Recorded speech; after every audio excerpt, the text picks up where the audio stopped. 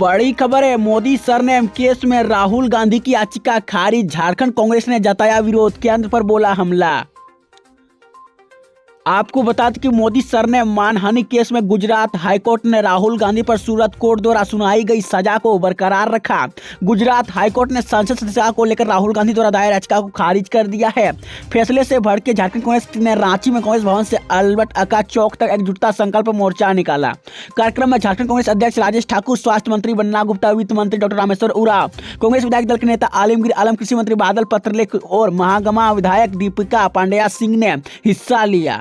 सभी नेताओं ने राहुल गांधी प्रकरण में केंद्र सरकार पर तानाशाही का आरोप लगाते हुए जमकर हमला बोला है। वहीं प्रदेश अध्यक्ष राजेश ठाकुर ने कहा कि राहुल गांधी ने हमेशा सच की लड़ाई लड़ी है। उन्होंने ललित मोदी, नवीन मोदी, विजय माल्या, जीतन मेहता और मेहुल चोकसी का नाम लेकर केंद्र पर इन्हें संरक्षण देने का आरोप लगाया है। राहुल गांधी की सजा को बीजेपी की राजनीतिक चाल बताते हुए राजेश ठाकुर ने कहा कि अहंकारी सत्ता चाहती है कि जनता के हित में सवाल ना उठाए जाए, महंगाई, बेरोजगार, किसान और महिलाओं से जुड़ा सवाल ना पूछा जाए। उन्होंने आरोप लगाया कि केंद्र सरकार सच को दबाना चाहती है।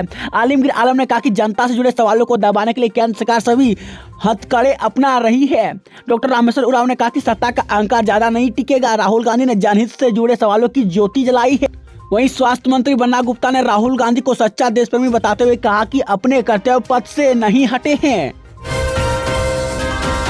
बड़ी खबर है, सेना भूमि घोटाला, ईडी कोर्ट ने खारिज कर दी अमित अग्रवाल और दिलीप घोष की जमानत याचिका।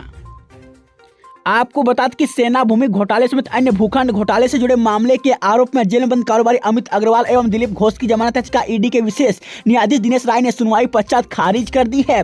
इसमें दोनों की मुश्किलें बढ़ गई है। दोनों को ईडी ने सेना के कब्जे वाली जमीन फर्जीवाड़े में जून महीने में गिरफ्तार कर जेल भेजा था। तब से दोनों जेल में है। दोनों ने 24 जून को जमानत की गुहार लगाते हुए जमानत याचिका दाखिल की थी। वहीं गौरतलब है कि 13 अप्रैल को जमीन घोटाला केस में रांची के पूर्व डीसी छवि रंजन सहित अन्य आरोपियों के ठिकानों पर छापेमारी के पश्चात ईडी अब तक तकरीबन 1 दर्जन लोगों को गिरफ्तार कर चुकी है। 14 अप्रैल को सबसे पहले बड़गाई अचल सीओ सहित कुल 7 लोगों को गिरफ्तार किया गया। 24 अप्रैल और 4 मई को पूछताछ के बाद आईएएस छवि रंजन को गिरफ्तार किया गया। बाद में इस केस में कोलकाता के कारोबारी अमित अग्रवाल और दिलीप घोष को भी पूछताछ के बाद गिरफ्तार किया गया है। बताया जाता है कि रांची में चेसियर होम रोड स्थित 1 एकड़ और सेना के कब्जे वाली 4.55 एकड़ जमीन को अवैध दस्तावेजों के सारे खरीद बिक्री करने में इनका सबका हाथ था। बड़ी खबर है, झारखंड की पंचायतों में जल्द खुलेगी दवा दुकानें, 543 आवेदन स्वीकृत। आपको बता दें कि झारखंड की पंचायतों में अब दवा दुकानें खुलेगी। मुख्यमंत्री हेमंत सोरेन की परिकल्पना अब साकार होने लगी है। सीएम ने राज्य के प्रत्येक जिले के प्रत्येक ग्राम पंचायत में ग्रामीणों को दवाइयां सुलभता पूर्वक उपलब्ध कराने के लिए सुदूर गांवों में कम से कम 1 दवा दुकान की स्थापना का निर्देश दिया है। इसके तहत अब तक पूरे राज्य में दवा दुकानें के लिए 543 आवेदन स्वीकृत हो चुके हैं।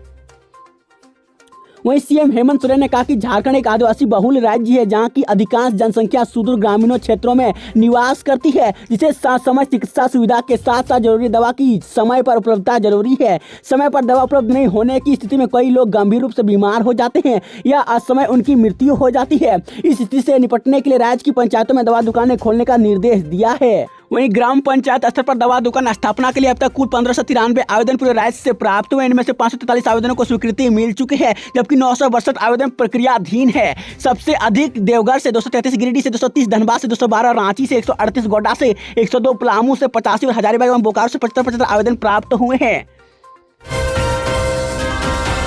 बड़ी खबर है, झारखंड के पूर्वी सिंहभूम के बरसोल का एक ऐसा टोला जहां आज भी बुनियादी सुविधाओं का है अभाव। आपको बता दें कि पूर्वी सिंहभूम जिला अंतर्गत बरसोल के कुमार डूबे हरिजन टोला में 20 हरिजन परिवार लगभग 65 साल से सड़क के किनारे रहते हैं। फिर भी आज तक ना कोई पीएम आवास मिला है और ना ही कोई सरकारी सुविधा इन ग्रामीणों को मिली है। वन पट्टा नहीं मिलने से इन ग्रामीणों को काफी परेशानियों का सामना करना पड़ता है। इसके बावजूद किसी ने इन ग्रामीणों को सूद नहीं ली है।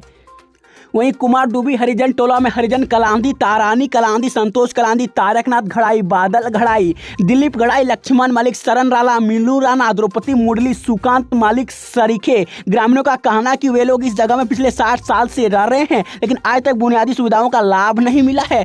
सरकारी सुविधा के नाम पर सिर्फ राशन ही मिलता है। इसके अलावा पीएम आवास, वृद्धा पेंशन समेत अन्य सुविधाओं आज तक नसीब नहीं हुए हैं। इसके साथ ही हरिजन टोला के ग्रामीणों ने कहा कि सबसे अधिक परेशानी आवास नहीं होने से होती है। किसी तरह से झोपड़ी बनाकर रह रहे हैं, लेकिन बारिश के दिनों में तो रहना और भी मुश्किल हो जाता है। वहीं रात में मच्छरों का प्रकोप भी बढ़ जाता है। इसके कारण कई बार टोला के ग्रामीणों को बीमार हो जाते हैं। बीमारी के कारण 2 साल पहले 2 ग्रामीणों की मौत हो गई थी। ग्रामीणों ने कहा कि इस टोले में सड़क की स्थिति भी काफी खराब है। बड़ी खबर है, गोरखपुर से देवघर के बीच चल रही श्रावणी मेला स्पेशल ट्रेन, जाने रूट और टाइमिंग। आपको बता दें कि श्रावणी मेला देखने और भगवान भोलेनाथ के दर्शन के लिए देश भर से लाखों श्रद्धालु बाबा का जलाभिषेक कराने वैद्यनाथ धाम देवघर आते हैं। इसके लिए राज्य के विभिन्न जिलों के साथ अन्य जिलों के लिए स्पेशल बसें और ट्रेनें चलाई जा रही है। गोरखपुर से देवघर के बीच अनारक्षित श्रावणी मेला स्पेशल ट्रेन चलाई जा रही है। ट्रेन भाया बरौनी, बेगूसराय, साहेबपुर, कमाल, मुंगेर, सुल्तानगंज, भागलपुर, बांका होकर चल रही है। गाड़ी संख्या 050 28 050 27 गोरखपुर देवघर। गोरखपुर श्रावणी मेला अनारक्षित स्पेशल ट्रेन गोरखपुर से हर रोज 31 अगस्त तक और देवघर से हर रोज 1 सितंबर तक चलेगी। इन ट्रेनों की कुल 61 ट्रिप चलाई जाएगी। बड़ी खबर है, बाबा फौजदारी नाथ के दरबार में 41,000 कांवरियों ने किया जलाभिषेक, शिवमय हुआ बासुकीनाथ। आपको बता दें कि राजकीय श्रावणी मेले के चौथे दिन शुक्रवार को बाबा फौजदारी नाथ के दरबार में श्रद्धालुओं की भीड़ लगी रही। शिव के सावन में भक्ति का अद्भुत सुगम चहु और दिख रहा है। सुबह 2:55 पर बासुकीनाथ के गर्भगृह पट को खोला गया। 3 बजे भोर से मंदिर प्रांगण में कांवरियों की भीड़ लगी रही। सरकारी पूजा के बाद गर्भगृह का पट कांवरियों के लिए खोल दिया गया। 4:06 पर बाबा फौजदारी नाथ पर देवतुल्य श्रद्धालुओं ने जलार्पण करना शुरू किया। बाबा फौजदारी नाथ के दरबार में 41,000 कांवरियों ने जलाभिषेक किया है। वहीं बाबा फौजदारी नाथ पर देवतुल्य श्रद्धालु सुगमता पूर्वक लगातार जलार्पण कर रहे हैं। शुक्रवार को शिवगंगा घाट व मेला परिसर कांवरियों से पटा रहा। मंदिर प्रबंधन के अनुसार शाम 5 बजे तक 41,000 कांवरियों ने जलार्पण किया है। कतारबद्ध होकर महिला पुरुष कांवरियों ने भगवान भोलेनाथ की पूजा अर्चना का सुख समृद्धि की कामना की है। उमस भरी गर्मी और धूप छांव के बीच शिव भक्त कांवरिया मंदिर परिसर में भगवान भोलेनाथ की भक्ति में पसीने से तरबतर होकर नाच गा रहे थे। मंदिर परिसर बाबा के जयकारे से गूंजामय रहा। मंदिर प्रबंधक के अनुसार सैकड़ों कांवरियों ने जलार्पण काउंटर पर भी जल डाला। वहीं श्रद्धालु एलसीडी में भगवान भोलेनाथ के शिवलिंग का दर्शन कर काउंटर पर जल डाला। यह गंगा जल पाइपलाइन द्वारा सीधे बाबा के शिवलिंग पर गिरता है।